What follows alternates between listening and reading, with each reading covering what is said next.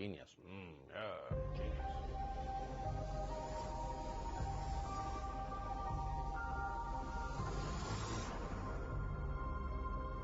DOD has announced the creation of a new UFO task force. It'll analyze the nature and origin of unidentified aerial phenomenon. That news comes after several videos surfaced showing U.S. Navy pilots coming across unknown objects moving in ways that seem to defy physics. We played them on the show. Those images were captured by advanced jets using infrared technology. So what will this task force be looking at, and what do we think they'll find? Nick Pope is the man we ask these questions to. He's a former UK Ministry of Defense official.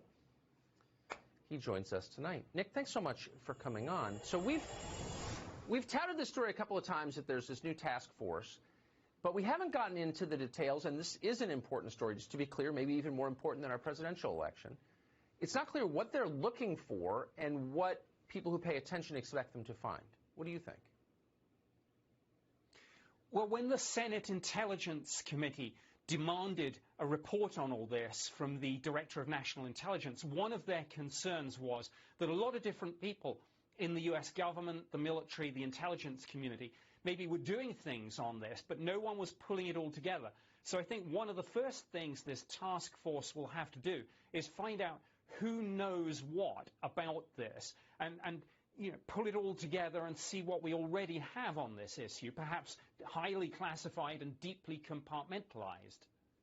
So one piece of information it would be nice to get right away is, where is the physical evidence? There is apparently somewhere in the bowels of a U.S. government storage facility physical evidence, the remains of one of these unidentified flying objects. So why don't we know more about that? Well, I've heard these stories, too, about this debris, this metamaterial, whatever one calls it. And again, I think the task force must have access to all that information. And one hopes the fact, I mean, this is a Navy lead, interestingly, probably because of all these videos, of course, these interactions with the U.S. Navy jets that you mentioned. But the Undersecretary of Defense for Intelligence and Security also has oversight of this. And that's very important. And I hope the task force will get to the bottom of this and find out what these materials are. And look, is this something of ours? Is it Russia? Is it China? Or is it something else? The time has come when we need answers to these questions.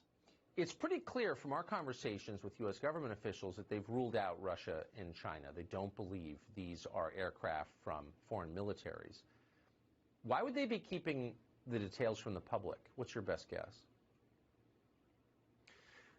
Well, I think all of these programs, when you get into this subject, it's all very highly classified. And, of course, when you've got these interactions between the phenomena, whatever it may be, and these multi-billion-dollar assets, the U.S. aircraft carriers, the Nimitz, the other ones involved in this, I mean, there are extreme sensitivities. And that's the other point.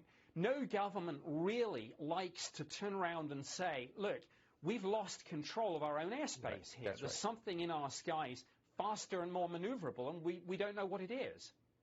Yeah, and maybe our understanding of physics isn't broad enough. No, I think it's a very good point. Nick Pope, thank you for that update. Yeah. Thank you. Thank you.